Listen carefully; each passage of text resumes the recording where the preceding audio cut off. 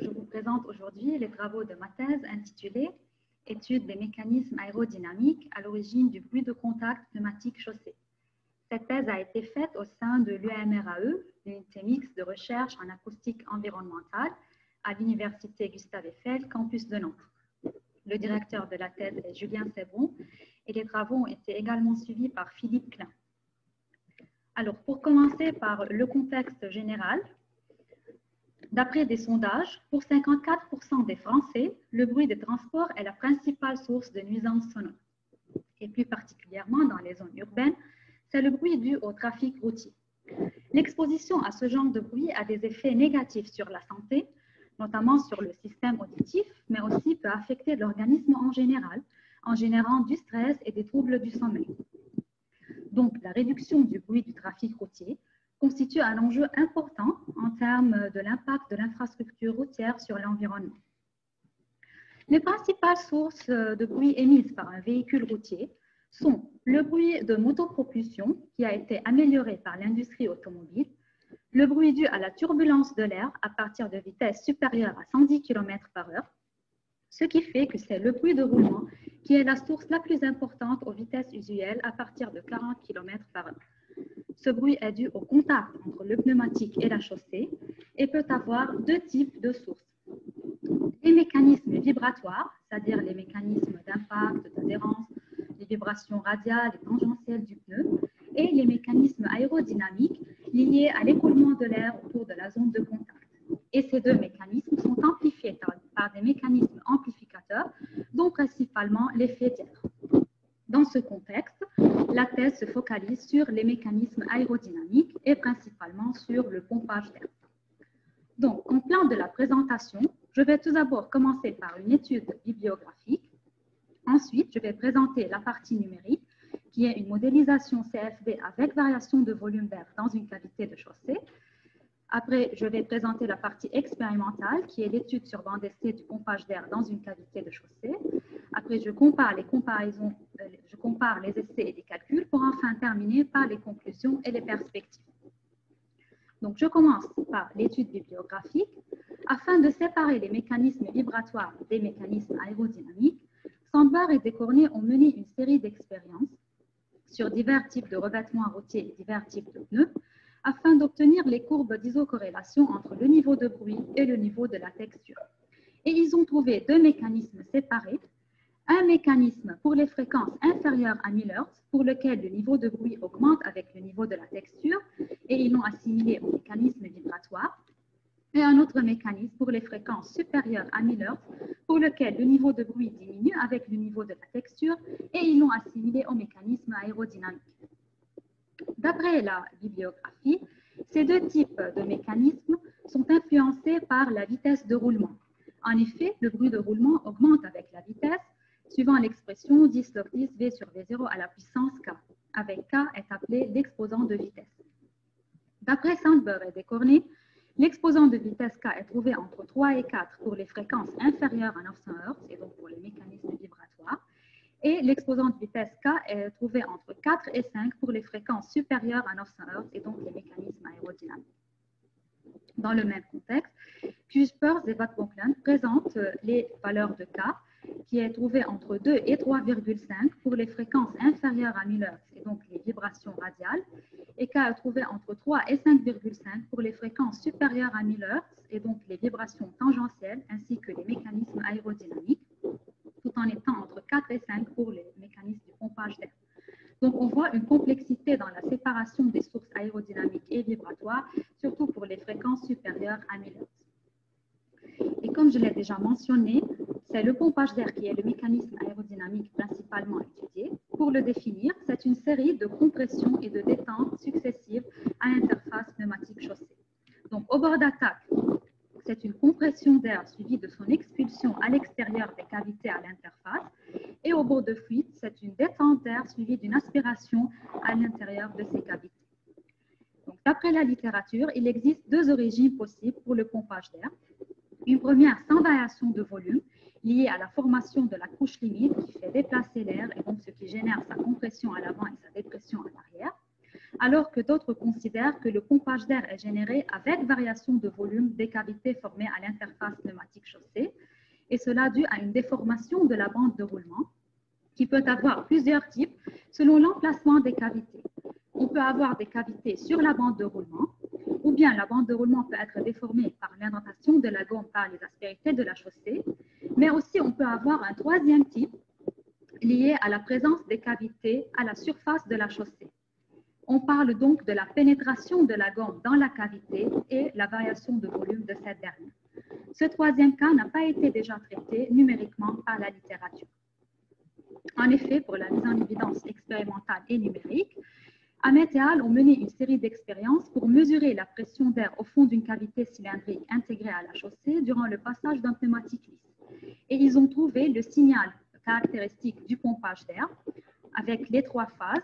Donc, tout d'abord, une compression lorsque le pneu s'approche et durant la fermeture progressive de la cavité, on a une augmentation donc progressive de la pression. Puis, lorsque la cavité est totalement fermée, on a un palier de surpression. On parle donc d'une résonance de la cavité qui se comporte comme un tube fermé.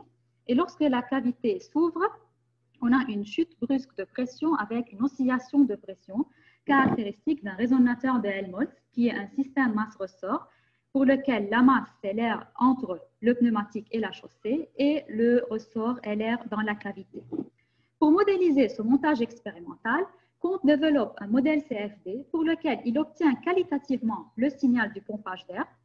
Cependant, les pressions calculées en 2D et en 3D étaient plus petites que la pression mesurée, probablement parce que ce modèle CFD ne tient pas en compte la pénétration de la bande de roulement dans la cavité et donc la variation de son volume. D'où les objectifs de la thèse.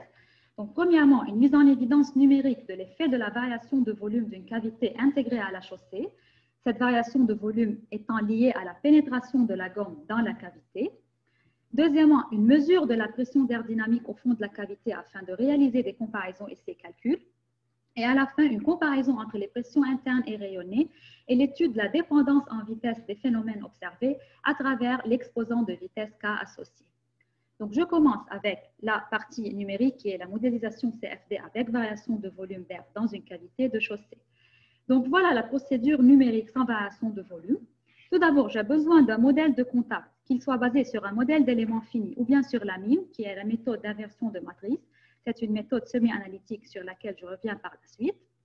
Ce modèle de contact me donne la géométrie du pneu déformé que j'introduis dans un modèle CFD en utilisant le logiciel Fluent pour calculer les diverses propriétés de l'écoulement, par exemple la pression, la température, etc. Et voilà le concept général de mon modèle.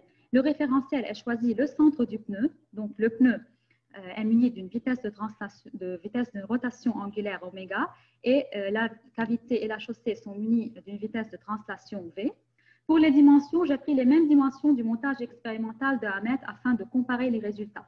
Donc, le pneu est lisse, de diamètre 60 cm, la cavité est cylindrique de diamètre 15 mm, de profondeur 30 mm et la vitesse de roulement est de 80 km/h.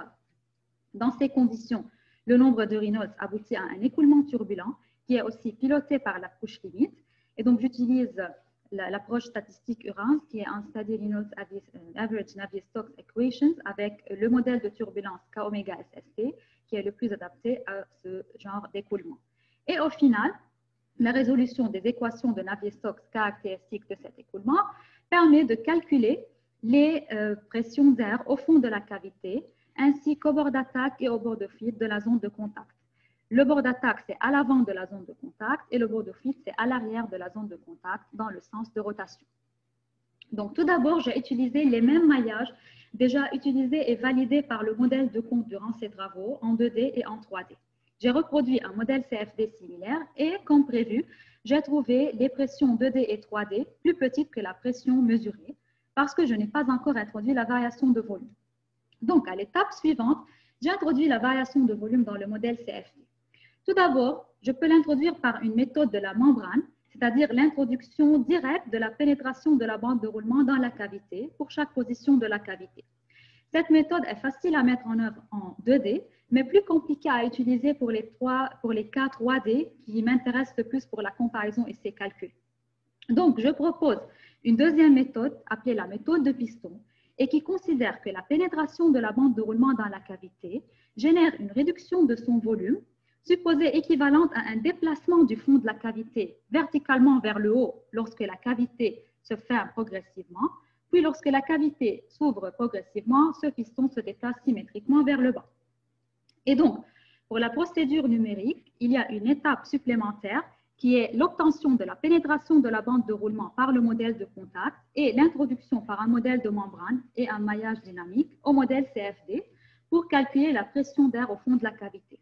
Pour le modèle de piston, la pénétration obtenue par le modèle de contact va me donner une variation de volume dans la cavité et donc un déplacement équivalent du fond de la cavité appelé Z-piston que j'introduis par un modèle de piston et toujours par un maillage dynamique au modèle CFD pour calculer la pression au fond de la cavité. Et la question qui se pose, est-ce que la pression obtenue par le modèle de la membrane est équivalente à celle obtenue par le modèle du piston?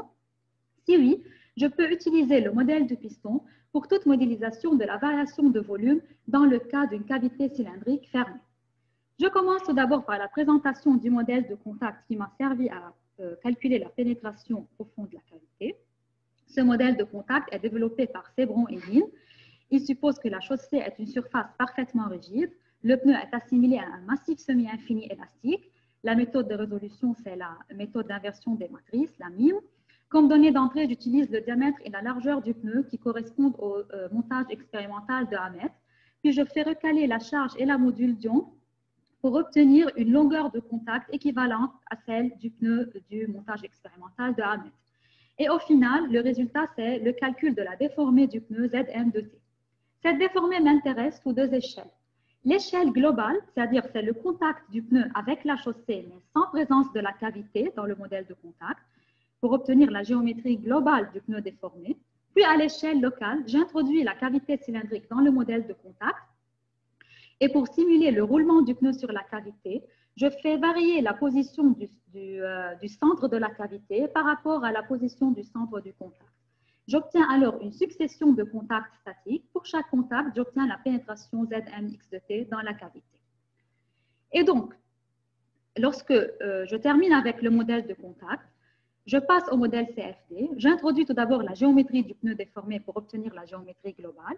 Puis, lorsque la cavité commence à entrer dans la zone de contact, je commence à introduire la pénétration de la bande de roulement à travers le maillage dynamique et l'option UDF de Fluent, User Defined Function, qui attribue à chaque pneu supérieur de la cavité la pénétration Zmx de T correspondante.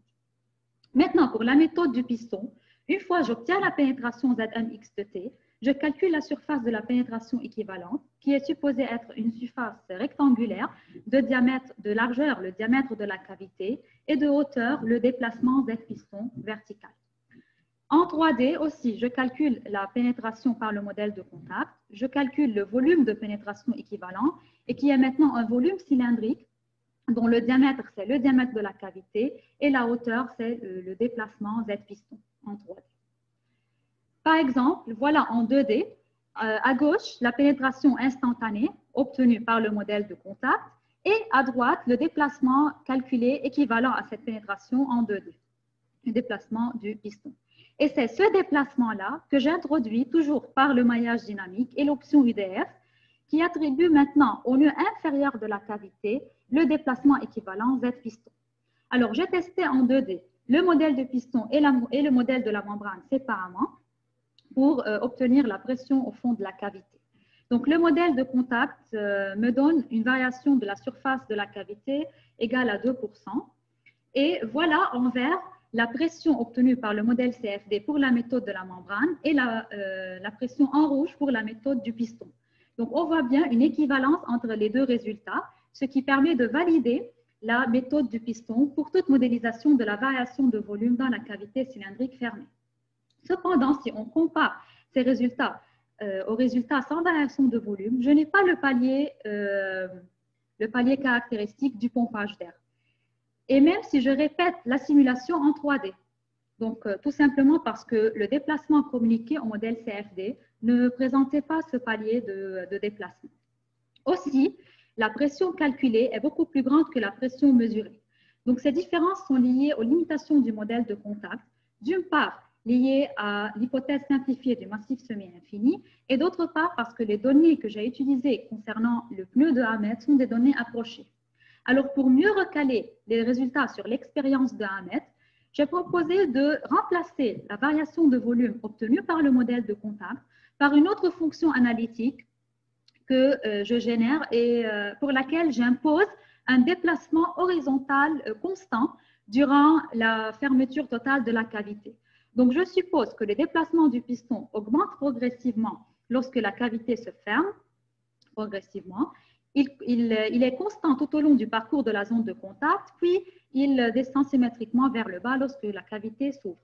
Et il se trouve que ce déplacement que je veux a le même sens de variation d'une fonction analytique de type fenêtre de Tukey. Donc, il suffit de multiplier cette fenêtre par le déplacement maximal pour obtenir le déplacement que je veux. J'ai commencé par une étude paramétrique en 2D pour réduire tout d'abord le temps de calcul. Je fais varier le pourcentage de variation de volume de la cavité entre 0 et 25%, donc ce qui me donne un déplacement maximal du fond de la cavité entre 0 et 7,5 mm. Et j'ai calculé pour chaque pourcentage de variation de volume la pression équivalente. On voit bien que la pression durant la fermeture totale de la cavité augmente avec le pourcentage de variation de son volume. Et si je pose P0 comme la pression sans variation de volume et PI la pression pour chaque pourcentage de variation de volume, je calcule la différence de pression ΔP qui est PI moins P0 et qui augmente logiquement avec ΔV. Et si je veux recaler une loi entre ΔP et ΔV, je supposais tout d'abord que la transformation est isentropique, ce qui m'a permis d'utiliser la loi de Laplace, qui est la loi de la thermodynamique classique qui relie ΔP à ΔV. Et j'ai remplacé ΔV et P0 par leur valeur dans la loi de Laplace. Et en traçant ΔP en fonction de ΔV selon cette loi, on voit que les simulations sont proches de la loi de Laplace, ce qui me permet d'utiliser cette loi pour calculer la variation de volume correspondante à la cavité du montage expérimental de Hammett. Donc, je passe à la simulation 3D.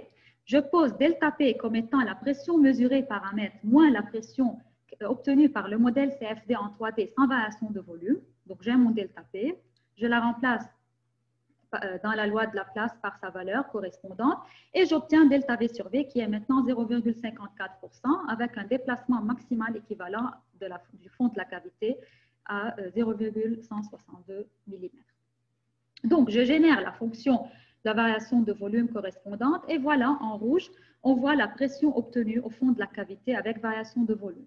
En la comparant avec la pression mesurée, on voit maintenant un accord satisfaisant en ce qui concerne le palier obtenu, la pression calculée qui est très proche de la pression mesurée. Aussi, l'accord concerne la phase de la détente où on a le même nombre d'oscillations avec une amplitude et une fréquence très proches, ce qui me permet de valider l'hypothèse de la pénétration de la bande de roulement dans la cavité et de l'effet de son variation de volume.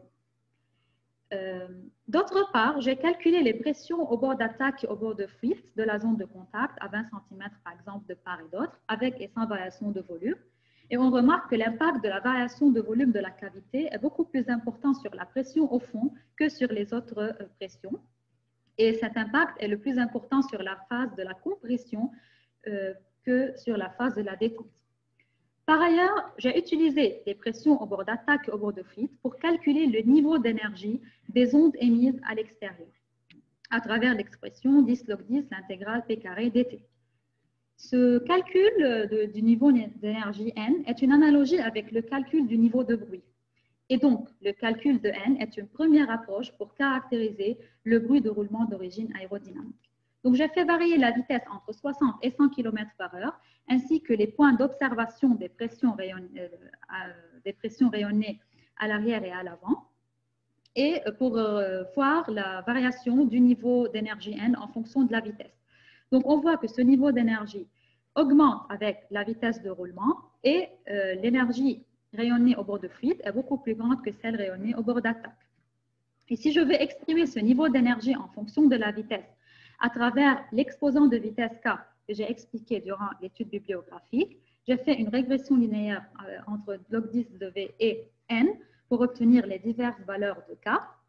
Et voilà ce que j'ai obtenu. Au champ proche, la valeur de l'exposant de vitesse K est proche de 3 pour le bord d'attaque et proche de 2 pour le bord de fuite. puis les deux valeurs convergent vers une valeur de 2,5 lorsqu'on s'éloigne de la zone de contact. Donc, cette valeur est plus petite que la valeur de K égale à 4 attribuée par la littérature au phénomène aérodynamique, mais dans cette partie, j'ai bien caractérisé le pompage d'air avec variation de volume d'une cavité cylindrique fermée. Mais cette variation de volume reste approchée par la loi de Laplace et la fonction analytique du type fenêtre de Tukey, ainsi que les données concernant le pneu de Hammett et le montage expérimental sont approchées. Pour cela et pour une comparaison essai-calcul plus fiable, je passe à une méthode expérimentale où je maîtrise le montage expérimental. Donc, en conclusion de cette partie numérique, j'ai modélisé le passage d'un pneu lisse sur une cavité cylindrique de diamètre 15 mm et de profondeur 30 mm. On a validé une méthode de piston pour la modélisation de cette variation de volume. J'ai remarqué que la pression au fond de la cavité est vraiment conditionnée par la fonction de variation de volume implémentée. À travers cette variation de volume, j'ai bien pu reproduire numériquement les résultats expérimentaux de Hammett et finalement, j'ai calculé l'exposant de vitesse K à travers la pression rayonnée et j'ai trouvé K égale à 2,5. Pour une comparaison essai-calcul plus fiable, je passe à la méthode expérimentale qui est l'étude sur un banc d'essai du pompage d'air dans une cavité de chaussée. Alors voilà le banc d'essai que j'ai utilisé. C'est un banc d'essai à échelle réduite. Le pneu est un pneu de karting de diamètre 25 cm. La chaussée est une chaussée cylindrique. C'est une base en béton de diamètre 2 mètres.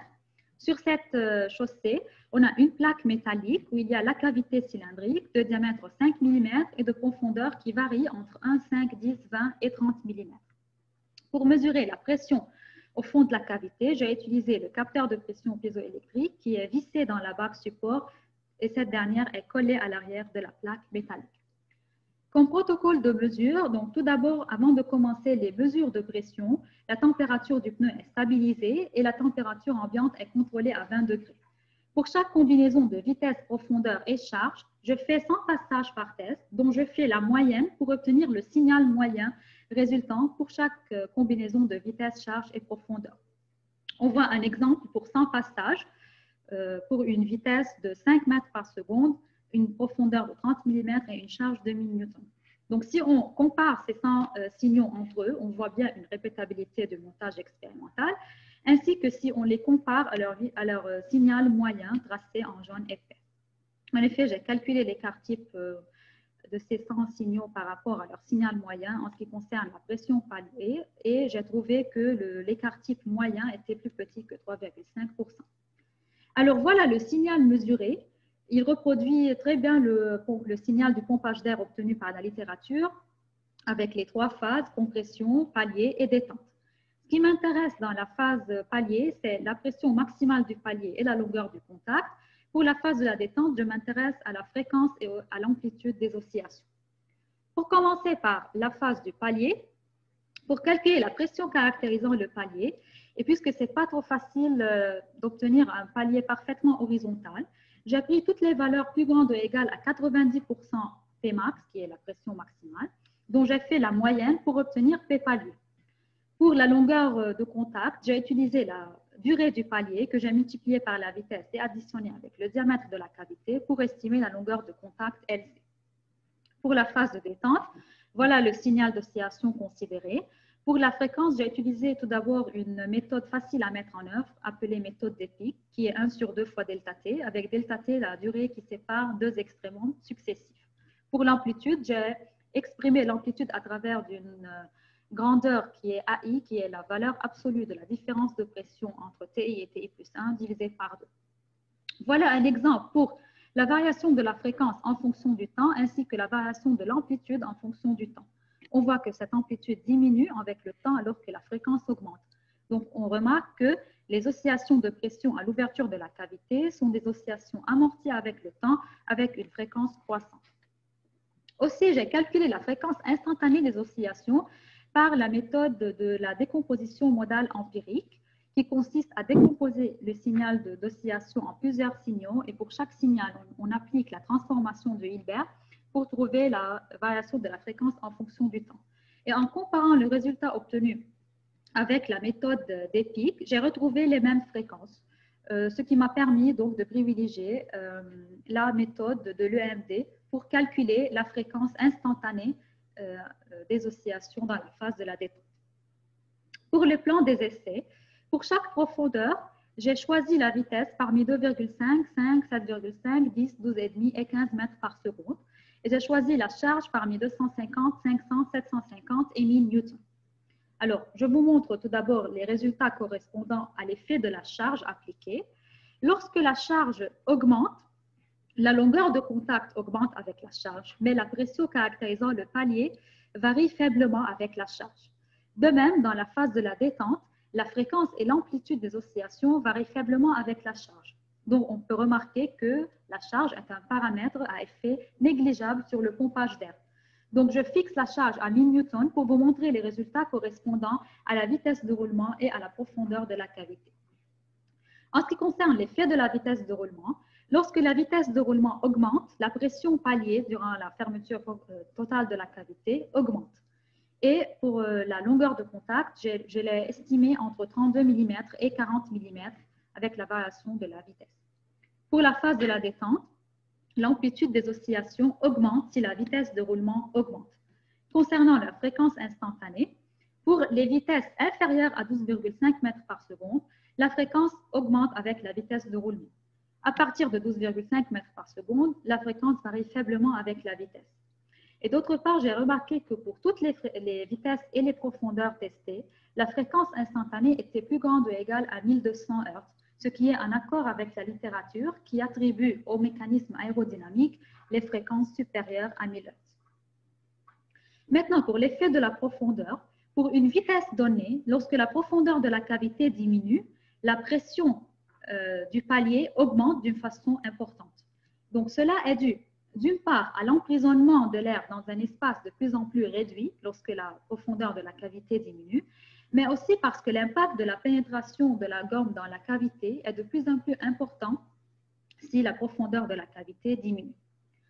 Aussi, on a remarqué que, par exemple, pour la vitesse de 2,5, le ratio de l'augmentation de la pression pour une variation de profondeur est à peu près égal à 10.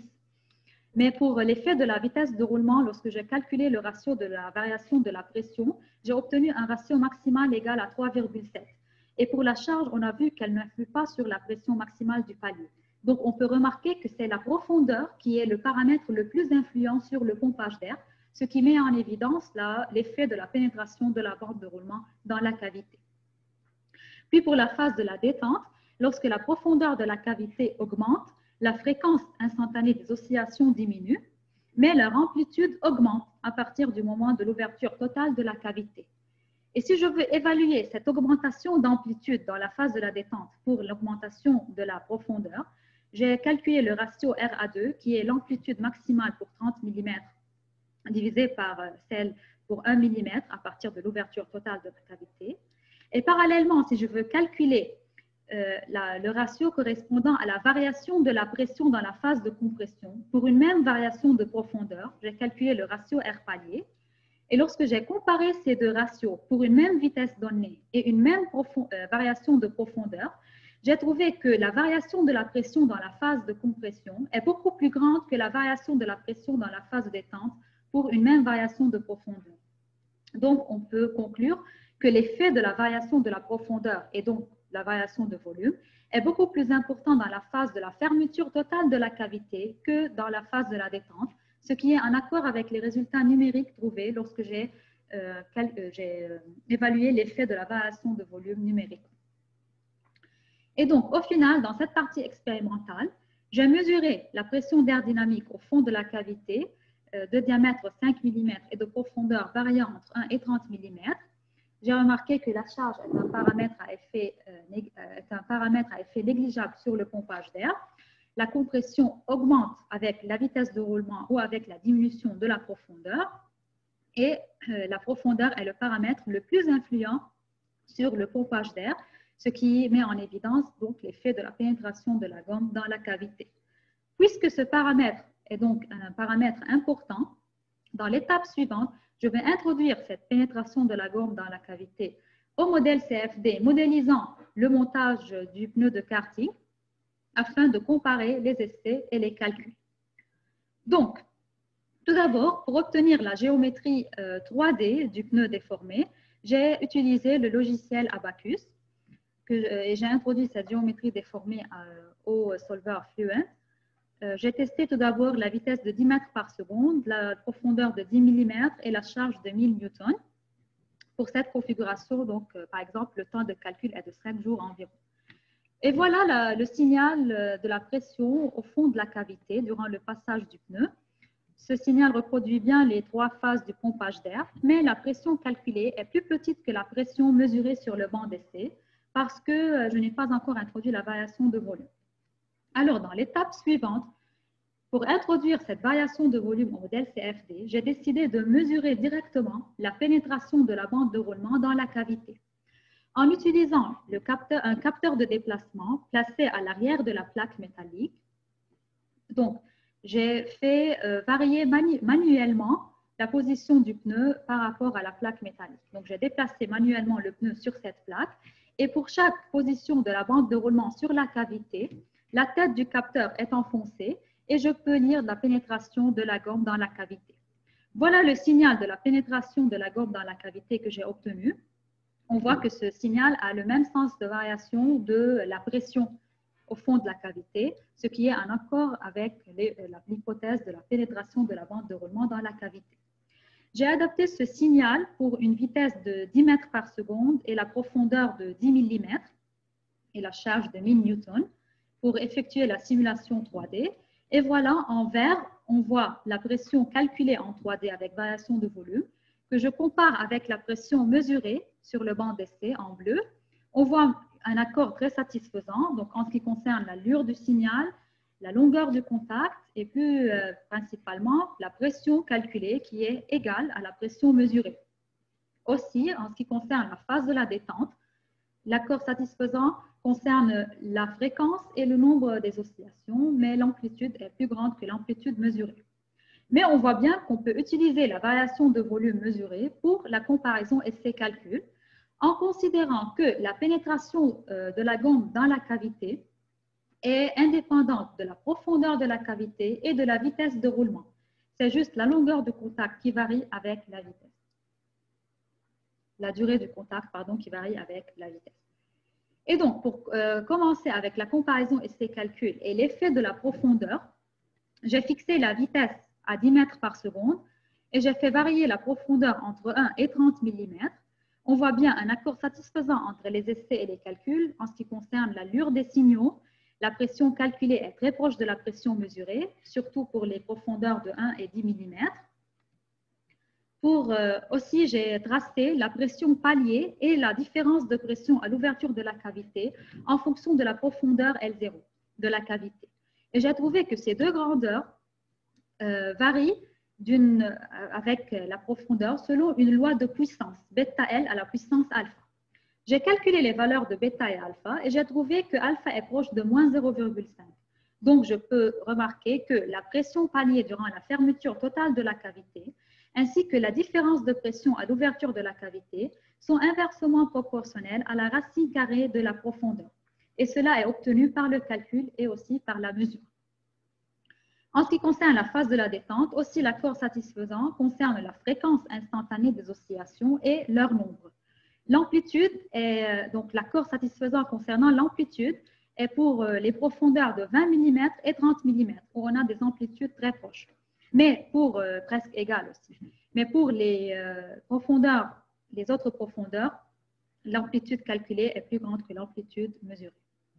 Maintenant, pour l'effet de la vitesse de roulement, j'ai fixé la profondeur à 10 mm et j'ai fait varier la vitesse entre 5 et 15 mètres par seconde. Aussi, on voit un accord satisfaisant. Les pressions calculées et mesurées ont un même ordre de grandeur. L'allure et la longueur de contact sont proches.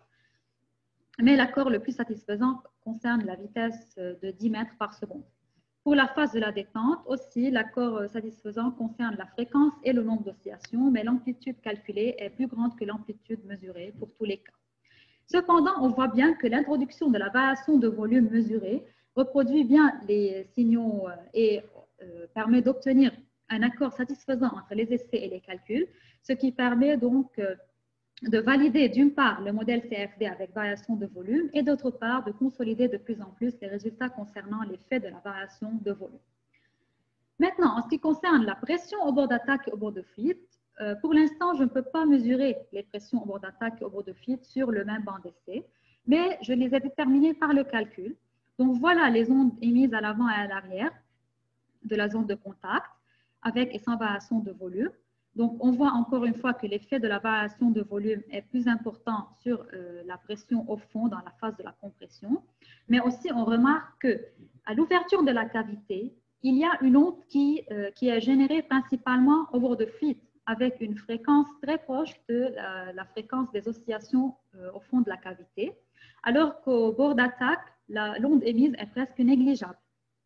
Alors, on peut déduire qu'il y a un transfert interne-externe lors de l'ouverture de la cavité et principalement au bord de fuite.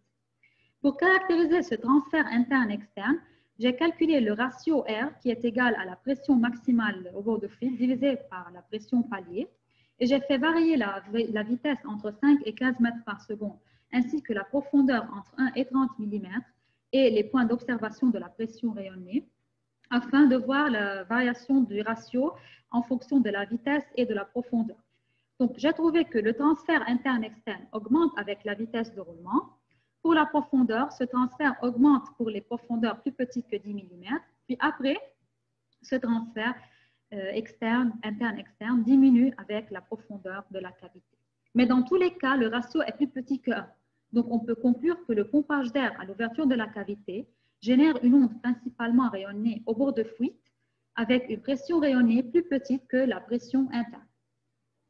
Et finalement, j'ai recalculé le niveau d'énergie des ondes émises à l'extérieur pour le cas de la cavité de 5 mm de diamètre et de profondeur 10 mm.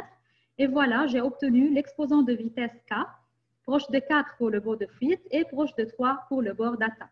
Et si je veux considérer seulement le bord de fuite pour caractériser l'exposant de vitesse K, parce qu'on a vu que l'onde émise au bord d'attaque est presque négligeable et l'énergie au bord de fuite est beaucoup plus grande que celle au bord d'attaque, on peut conclure que l'exposant de vitesse K est égal à 4 pour la cavité cylindrique de profondeur 10 mm et de diamètre 5 mm.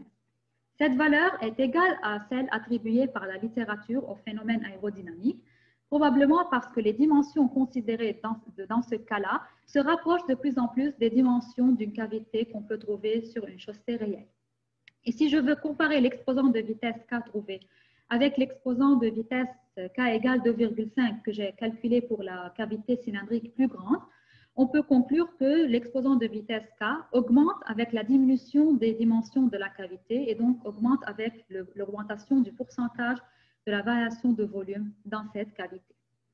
Donc, pour cette partie, j'ai mesuré la pénétration de la bande de roulement dans la cavité.